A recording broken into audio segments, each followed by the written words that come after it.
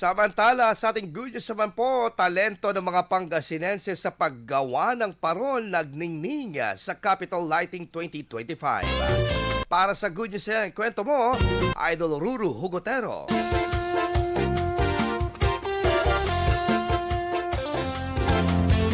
Ipinamalas ng mga lokal na pamahalaan sa Pangasinan ang kanilang galing sa parole making contest bilang bahagi ng Capitol Lighting 2025 noong gabi ng Disyembre 12. Iba't ibang disenyo ng parol ang ipinakita na sumasalamin sa kultura, tradisyon at diwa ng Kapaskuhan ng kani-kanilang bayan. Tinanghal na kampyon ang Bayan ng Bani habang ang Rosales at Bulinaw ang first at second runner-up. Nakamit naman ng LGU Bulinaw ang People Choice Award matapos makuha ang pinakamaraming boto mula sa mga manonood. Kasabay ng awarding ang opisyal na pagpapailaw sa mga Christmas lights sa Capitol na nagmarka sa formal na pagbubukas ng pagdiriwang ng Kapaskuhan sa lalawigan. Yan ang ating good news. Ako si Idol Ruru Hugotero, Tatak IFM.